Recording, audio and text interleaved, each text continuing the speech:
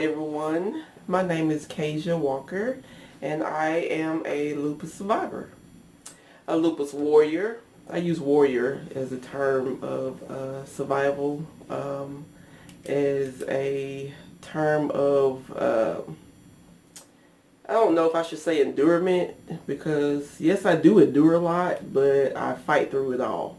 So again, my name is Kasia Walker and I am a lupus warrior.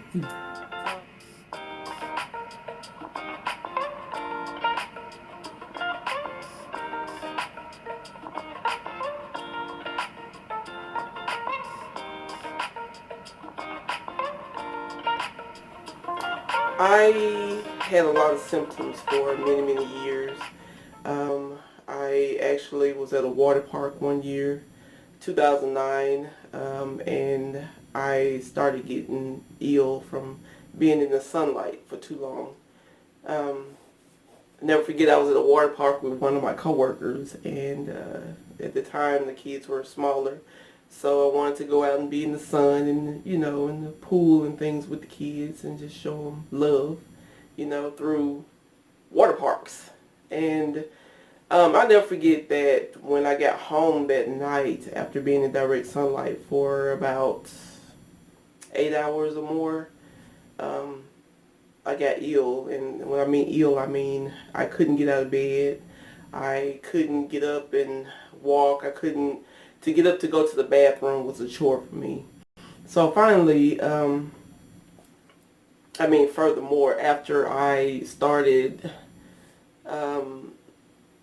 thinking back to the symptoms that I had previous over the years, I contacted my doctor, and he just ran tests. He said he's going to do a lupus panel. He was going to do a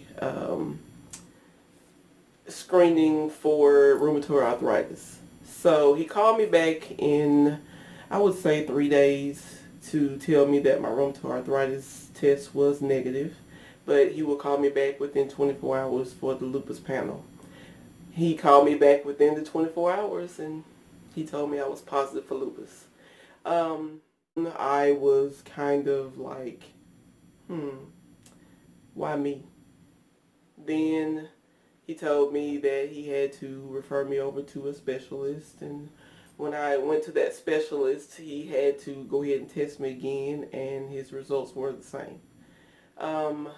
What happened that day, and I'll never forget that day either, because that was the day my grandfather passed away, that I was in the doctor's office to get those results for the second time.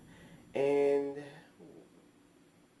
really what I did was I actually laughed when he told me that, yes, it was, positive for the second time. The reason why I laughed is because I know that I'm a warrior. I knew I was a warrior. I've been a warrior. Not only is lupus what I'm fighting, but I don't know if I should say the word fighting, but life is a challenge in itself. And, with lupus added on to it, it kind of challenged my inner me. I've never changed. I never will for anybody.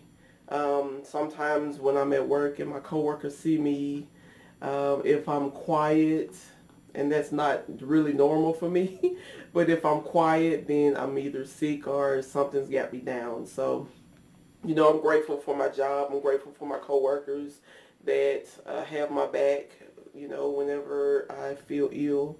And it doesn't last long. So I'm grateful for, I'm grateful to God for that. That's for sure. A story that I wanted to tell was when someone, not really a story, but just, if someone tells you that they know how you feel, they hurt, they get sick, I used to let that bother me because it was sarcasm on their part, as far as, when people complain or, people with autoimmune diseases complain. When I complain, I am raising awareness. I'm not looking for sympathy. I'm not looking for a hand-me-down or handout. I am raising awareness for this horrible disease called lupus. I also fibromyalgia as well. Um, and those two together are a bad combination, you know. I started losing my hair. That bothered me for years. I wore braids for years.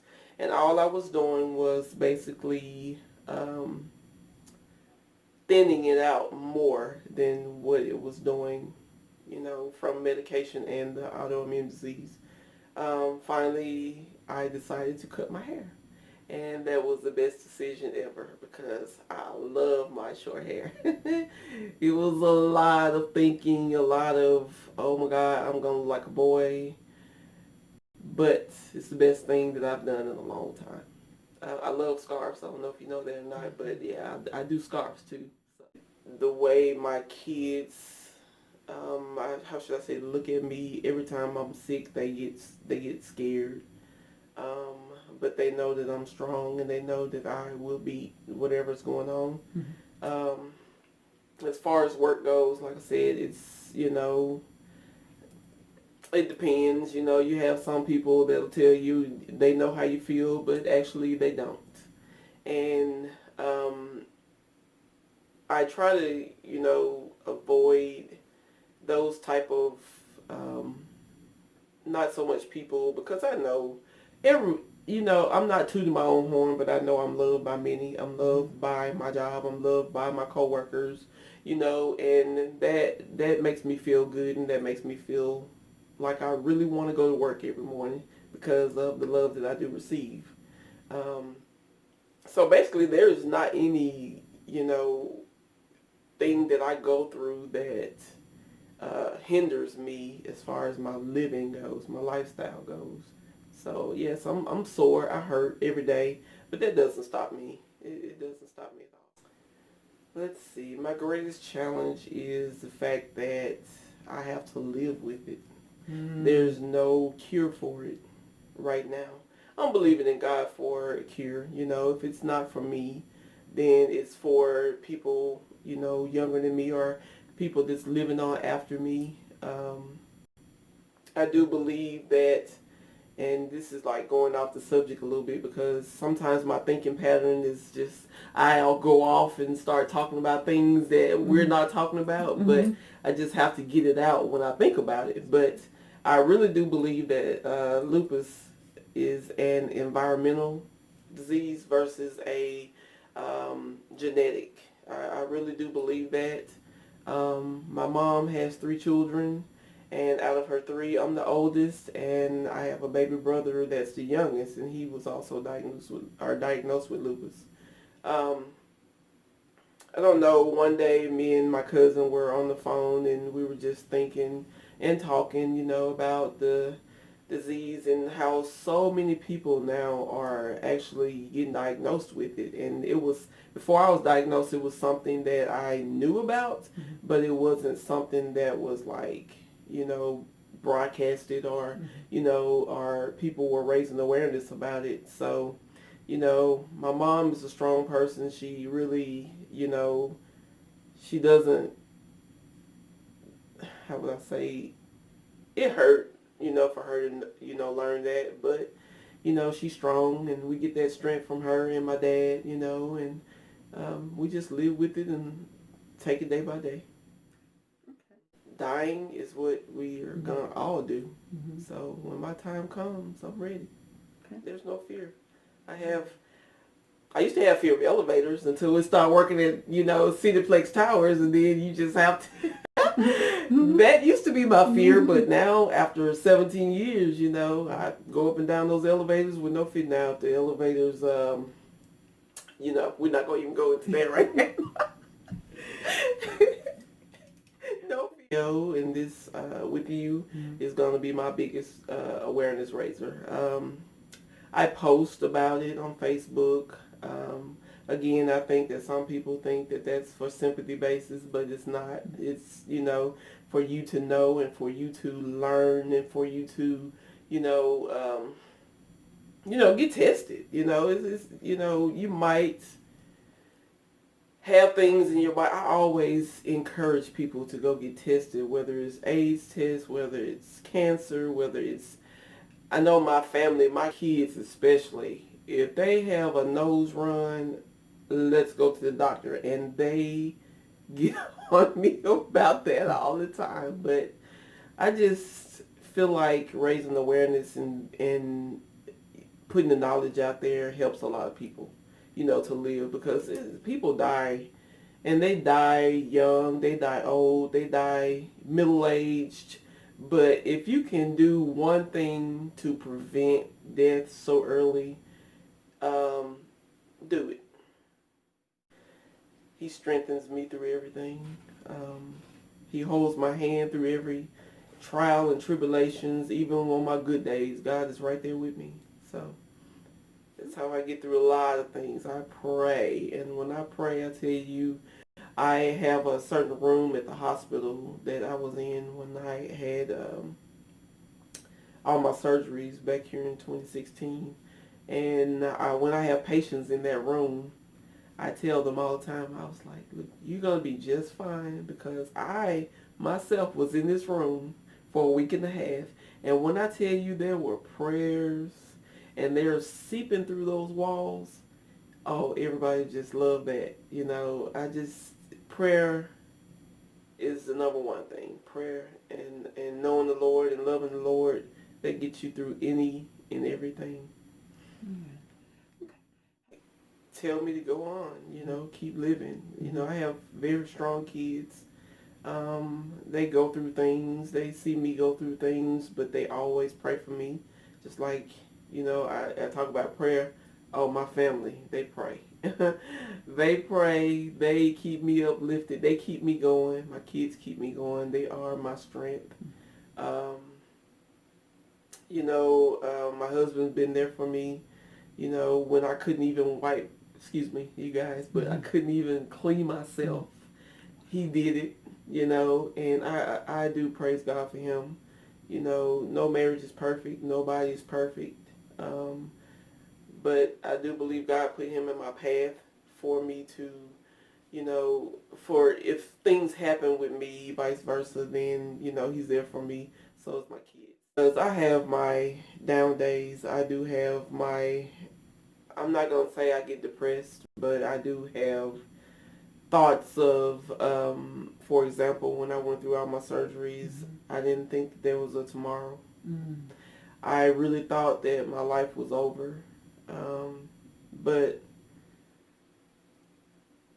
then I wake up, it's all a dream. It's all, the devil finds his way into your life. It's up to you to kick him out, basically. It's up to you to kick that devil out of your thoughts, out of your, out of your house, out of your family, out of your life, and again, I just cannot tell you how many times I've prayed and God has answered my prayers within not even a day. I mean, it's ooh, I can get up and shout right now. In 2009, and my life is not over. I'm still living it, and I'm living it to the fullest. So don't ever think that because you get a diagnosis of any magnitude that your life is over. It's not. The legacy I want to leave behind for my kids is to love unconditionally, that like I do. There can be legacies left that some people think that it has to be material. It has to be monetary. It has to be, things of that nature. But my legacy for my kids is love. Reiterating the word prayer. That's what's going to get you through a lot of things. Loving the Lord. I love God. I'm not saying that everybody does, and I don't know why you wouldn't, but I love the Lord, and I just want to tell you that no matter what you go through in life, no matter the challenges that you're facing, no matter the obstacles that set in your way, there's a reason why those obstacles are set in your way. For, just live. Don't let people get you down. Don't let negativity lead your life. Don't let people tell you that you're just looking for sympathy. Raise your awareness. Be positive. Let people know that there's life with your disease or with your problems, your troubles, because troubles don't last long. They don't last long at all, Hey, look at me. 2009. And I really do believe I had lupus before then, but hey, look at me now. Y'all better listen. I depend on Jesus. I've learned to lean. I trust in the Lord.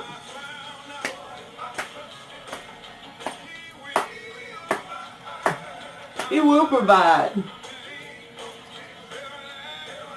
How you do that, y'all? In the Holy Ghost Spirit.